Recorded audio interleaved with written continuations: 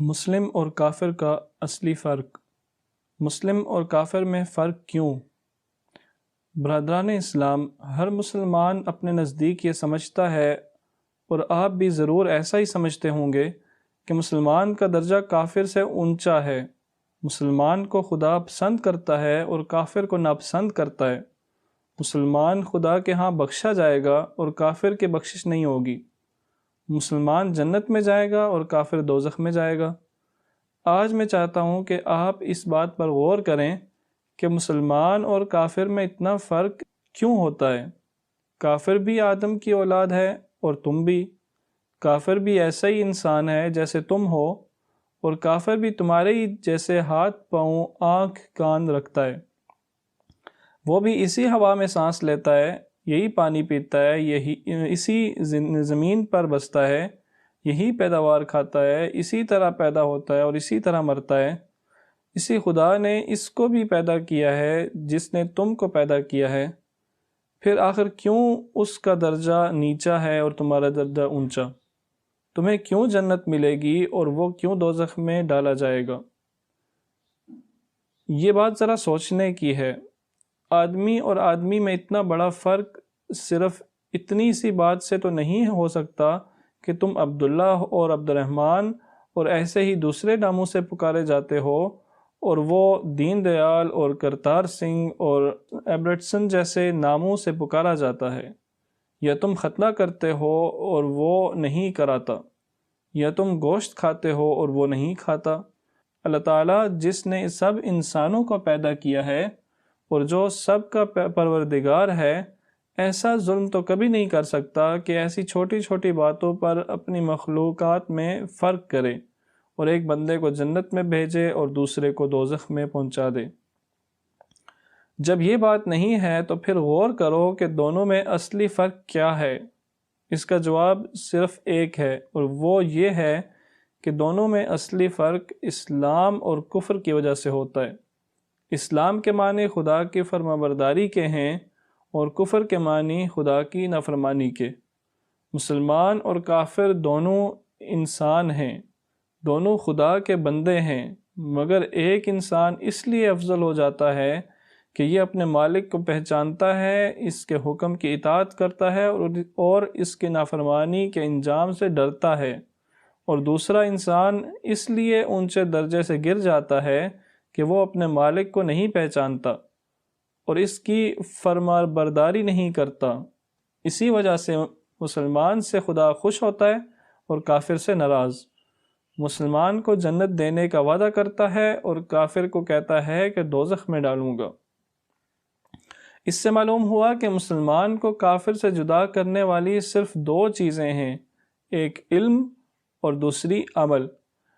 یعنی پہلے تو اسے یہ جاننا چاہیے کہ اس کا مالک کون ہے، اس کے احکام کیا ہیں، اس کی مرضی پر چلنے کا طریقہ کیا ہے، کن کاموں سے وہ خوش ہوتا ہے اور کن کاموں سے ناراض ہوتا ہے۔ پھر جب یہ باتیں معلوم ہو جائیں تو دوسری بات یہ ہے کہ آدمی اپنے آپ کو مالک کا غلام بنا دے، جو مالک کی مرضی ہو اس پر چلے اور جو اپنی مرضی ہو اس کو چھوڑ دے۔ اگر اس کا دل ایک کام کو چاہے اور مالک کا حکم اس کے خلاف ہو تو اپنے دل کی بات نہ مانے اور مالک کی بات مان لے۔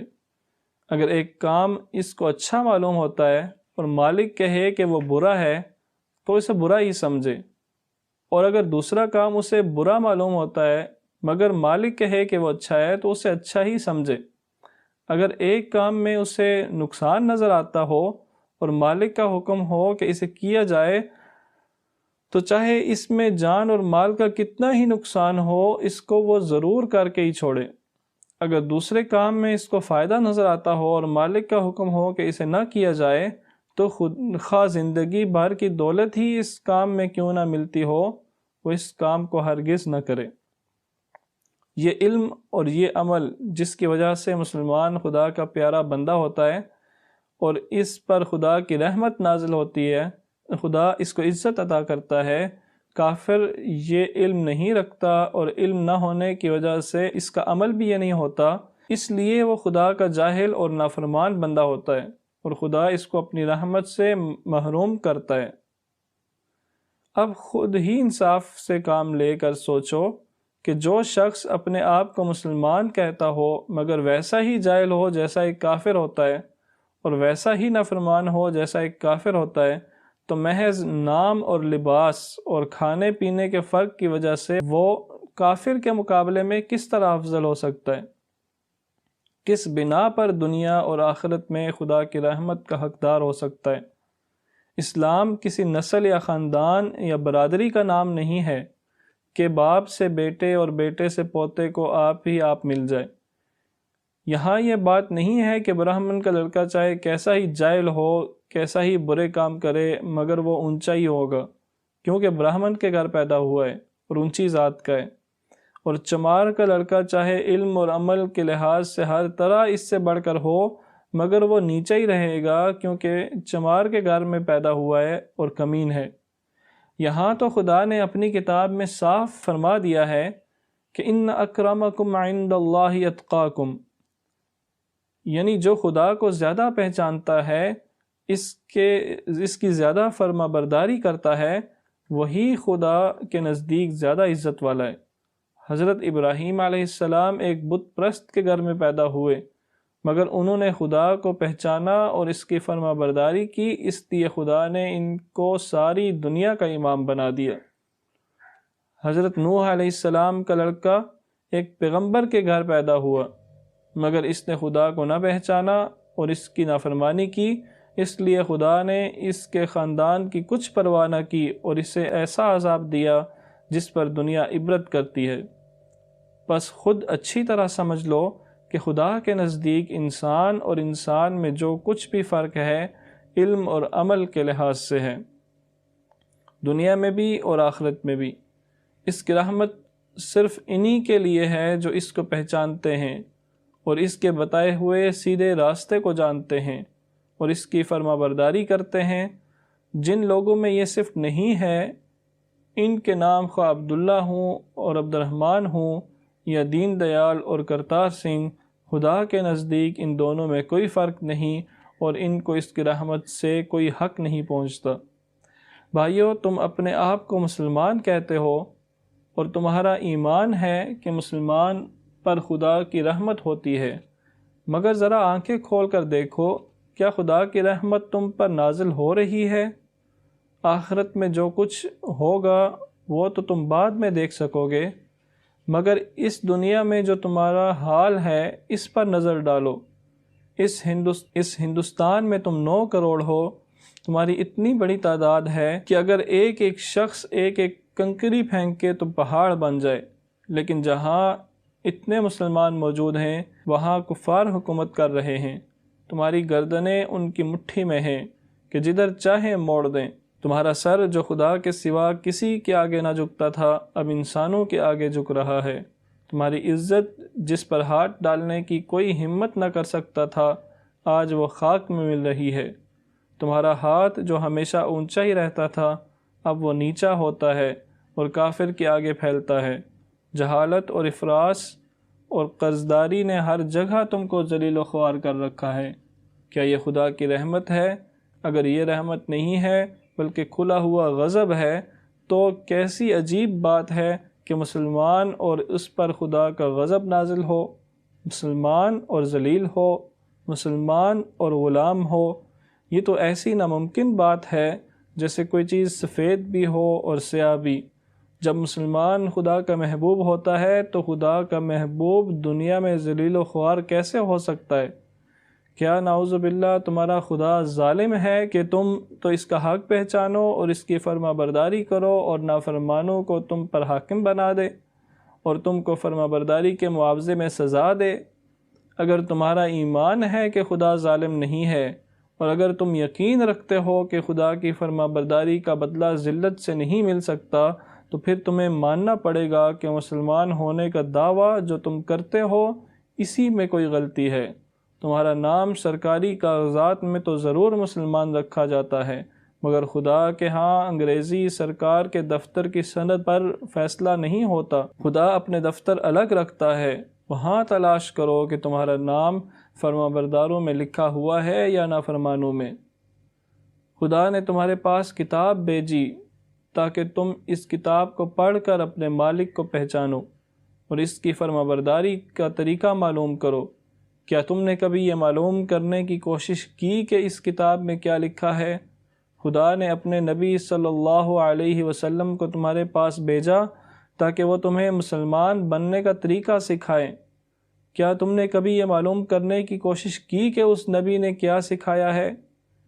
خدا نے تم کو دنیا اور آخرت میں عزت حاصل کرنے کا طریقہ بتایا۔ کیا تم اس طریقے پر چلتے ہو؟ خدا نے کھول کھول کر بتایا کہ کون سے کام ہیں جن سے انسان دنیا اور آخرت میں ذلیل ہوتا ہے۔ کیا تم ایسے کاموں سے بچتے ہو؟ بتاؤ تمہارے پاس اس کا کیا جواب ہے؟ اگر تم مانتے ہو کہ نہ تو تم نے خدا کی کتاب اور اس کے نبی کی زندگی سے علم حاصل کیا اور نہ اس کے بتائے ہوئے طریقے کی پیروی کی، تو تم مسلمان ہوئے کب کہ تمہیں اس کا اجر ملے؟ جیسے تم مسلمان ہو ویسا ہی تمہیں اجر مل رہا ہے اور ویسا ہی اجر آخرت میں بھی دیکھ لو گے۔ میں پہلے بیان کر چکا ہوں کہ مسلمان اور کافر میں علم اور عمل کے سوا کوئی فرق نہیں ہے۔ اگر کسی شخص کا علم اور عمل ویسا ہی ہے جیسا کافر کا ہے اور وہ اپنے آپ کو مسلمان کہتا ہے تو بالکل جھوٹ کہتا ہے۔ کافر قرآن کو نہیں پڑھتا اور نہیں جانتا کہ اس میں کیا لکھا ہے۔ یہی حال اگر مسلمان کا بھی ہو تو وہ مسلمان کیوں کہلائے؟ کافر نہیں جانتا کہ رسول اللہ صلی اللہ علیہ وسلم کی تعلیم کیا ہے اور آپ نے خدا تک پہنچنے کا سیدھا راستہ کیا بتایا ہے۔ اگر مسلمان بھی اسی کی طرح ناواقف ہو تو وہ مسلمان کیسے ہوا؟ کافر خدا کی مرضی پر چلنے کے بجائے اپنی مرضی پر چلتا ہے۔ مسلمان بھی اگر اسی کی طرح خود سر اور آزاد ہو، اسی کی طرح اپنی ذاتی خیالات اور اپنی رائے پر چلنے والا ہو، اسی کی طرح خدا سے بے پرواہ اور اپنی خواہش کا بندہ ہو، تو اسے اپنے آپ کو مسلمان کہنے کا کیا حق ہے؟ کافر حلال و حرام کی تمیز نہیں کرتا، جس کام میں اپنے نزدیک فائدہ یا لذت دیکھتا ہے اس کو اختیار کر لیتا ہے، چاہے خدا کے نزدیک وہ حلال ہو یا حرام۔ یہی رویہ اگر مسلمان کا ہو تو اس میں اور کافر میں کیا فرق ہوا؟ غرض یہ کہ جب مسلمان بھی اسلام کے علم سے اتنا ہی کوڑا ہو جتنا کافر ہوتا ہے، اور جب مسلمان بھی وہ سب کچھ کرے جو کافر کرتا ہے، تو اس کو کافر کے مقابلے میں کیوں فضیلت حاصل ہو، اور اس کا حشر بھی کافر جیسا کیوں نہ ہو؟ اور یہ ایسی بات ہے جس پر ہم سب کو ٹھنڈے دل سے غور کرنا چاہیے۔ میرے بھائیوں، کہیں یہ نہ سمجھ لینا کہ میں مسلمانوں کو کافر بنانے چلا ہوں۔ نہیں، میرا یہ مقصد ہرگز نہیں ہے۔ میں خود بھی سوچتا ہوں اور چاہتا ہوں کہ ہم میں ہر شخص اپنی اپنی جگہ سوچے کہ ہم آخر خدا کی رحمت سے محروم کیوں ہو گئے ہیں؟ ہم پر ہر طرف سے کیوں مصیبتیں نازل ہو رہی ہیں؟ جن کو ہم کافر یعنی خدا کا نافرمان بندہ کہتے ہیں، وہ ہم پر ہر جگہ غالب کیوں ہو رہے ہیں؟ اور ہم جو فرما بردار ہونے کا دعویٰ کرتے ہیں ہر جگہ مغلوب کیوں ہو رہے ہیں؟ اس کی وجہ پر میں جتنا زیادہ غور کرتا ہوں اتنا ہی مجھے یقین ہوتا چلا گیا کہ ہم میں اور کفار میں بس نام کا فرق رہ گیا، ورنہ ہم بھی خدا سے غفلت اور اس کی بے خوفی اور اس نافرمانی میں کچھ ان سے کم نہیں ہیں۔ تھوڑا سا فرق ہم میں اور ان میں ضرور ہے، مگر اس کی وجہ سے ہم کسی اجر کے مستحق نہیں ہیں بلکہ سزا کے مستحق ہیں، کیونکہ ہم جانتے ہیں کہ قرآن خدا کی کتاب ہے، پھر اس کے ساتھ وہ برتاؤ کرتے ہیں جو کافر کرتا ہے۔ ہم جانتے ہیں کہ محمد صلی اللہ علیہ وسلم اللہ کے نبی ہیں، اور پھر ان کی پیروی سے اس طرح بھاگتے ہیں جس طرح کافر بھاگتا ہے۔ ہم کو معلوم ہے کہ جھوٹے پر خدا نے لعنت کی ہے، رشوت کھانے اور کھلانے والے کو جہنم کا یقین دلایا ہے، سود کھانے اور کھلانے والے کو بدترین مجرم قرار دیا ہے، غیبت کو اپنے بھائی کا گوشت کھانے کے برابر بتایا ہے، فحش اور بے حیائی بدکاری پر سخت عذاب کی دھمکی دی ہے، مگر یہ جاننے کے بعد بھی ہم کفار کی طرح یہ سب کام آزادی کے ساتھ کرتے ہیں، گویا ہمیں خدا کا کوئی خوف نہیں ہے۔ یہی وجہ ہے کہ ہم جو کفار کے مقابلے میں تھوڑے بہت مسلمان بنے ہوئے نظر آتے ہیں، اس پر ہمیں انعام نہیں ملتا بلکہ سزا دی جاتی ہے۔ کفار کا ہم پر حکمراں ہونا، ہر جگہ ہمارا ذکر اٹھانا، اسی جرم کی سزا ہے کہ ہمیں اسلام کی نعمت دی گئی تھی اور پھر ہم نے اس کی قدر نہ کی۔ عزیزو، آج کا خطبہ میں جو کچھ میں نے کہا یہ اس لیے نہیں ہے کہ تم کو ملامت کروں، میں ملامت کرنے نہیں اٹھا ہوں۔ میرا مقصد یہ ہے کہ جو کچھ کھویا گیا ہے اس کو پھر سے حاصل کرنے کی کچھ فکر کی جائے۔ کھوئے ہوئے کو پانے کی فکر اسی وقت ہوتی ہے جب انسان کو معلوم ہو کہ اس کے پاس کیا چیز کھو گئی ہے اور وہ کیسی قیمتی چیز ہے۔ اسی لیے میں تم کو چونکانے کی کوشش کرتا ہوں۔ اگر تم کو ہوش آ جائے اور تم سمجھ لو کہ حقیقت میں بہت قیمتی چیز تمہارے پاس تھی تو تم پھر سے اس کو حاصل کرنے کی کوشش کرو گے۔ میں نے پچھلے خطبے میں تم سے کہا تھا کہ مسلمان کو مسلمان ہونے کے لیے سب سے پہلے جس چیز کی ضرورت ہے وہ اسلام کا علم ہے۔ ہر مسلمان کو معلوم ہونا چاہیے کہ قرآن کی تعلیم کیا ہے، رسول پاک صلی اللہ علیہ وسلم کا طریقہ کیا ہے، اسلام کس کو کہتے ہیں، اور کفر و اسلام میں اصلی فرق کن باتوں کی وجہ سے ہے۔ اس علم کے بغیر کوئی شخص مسلمان نہیں ہو سکتا، مگر افسوس ہے کہ تم اسی علم کو حاصل کرنے کی فکر نہیں کرتے۔ اس سے معلوم ہوتا ہے کہ ابھی تک تم کو احساس نہیں ہوا کہ تم کتنی بڑی نعمت سے محروم ہو۔ میرے بھائیوں، ماں اپنے بچے کو دودھ بھی اس وقت تک نہیں دیتی جب تک کہ وہ رو کر مانگتا نہیں۔ پیاسے کو جب پیاس لگتی ہے تو وہ خود پانی ڈھونڈتا ہے، اور خدا اس کے لیے پانی پیدا بھی کر دیتا ہے۔ جب تم کو خود ہی پیاس نہ ہو اور پانی سے بھرا ہوا کنواں بھی تمہارے پاس آ جائے تو بیکار ہے۔ پہلے تم کو خود سمجھنا چاہیے کہ دین سے ناواقف رہنے میں تمہارا کتنا بڑا نقصان ہے۔ خدا کی کتاب تمہارے پاس موجود ہے مگر تم نہیں جانتے کہ اس میں کیا لکھا ہے۔ اس سے زیادہ نقصان کی بات اور کیا ہو سکتی ہے؟ نماز تم پڑھتے ہو مگر تمہیں نہیں معلوم کہ نماز میں تم اپنے خدا کے سامنے کیا عرض کرتے ہو۔ اس سے بڑھ کر کیا نقصان ہو سکتا ہے؟ کلمہ جس کے ذریعے سے تم اسلام میں داخل ہوتے ہو، اس کے معنی تک تم کو معلوم نہیں، اور تم نہیں جانتے کہ اس کلمے کو پڑھنے کے ساتھ ہی تم پر کیا ذمہ داریاں عائد ہوتی ہیں۔ ایک مسلمان کے لیے اس سے بڑھ کر کوئی نقصان ہو سکتا ہے؟ کھیتی کے جل جانے کا نقصان تم کو معلوم ہے، روزگار نہ ملنے کا نقصان تم کو معلوم ہے، اپنے مال کے ضائع ہو جانے کا نقصان تم کو معلوم ہے، مگر اسلام سے ناواقف ہونے کا نقصان تمہیں معلوم نہیں۔ جب تم کو اس نقصان کا احساس ہوگا تو تم خود آ کر کہو گے کہ ہمیں اس نقصان سے بچاؤ، اور جب تم خود کہو گے تو انشاءاللہ تمہیں اس نقصان سے بچانے کا انتظام بھی ہو جائے گا۔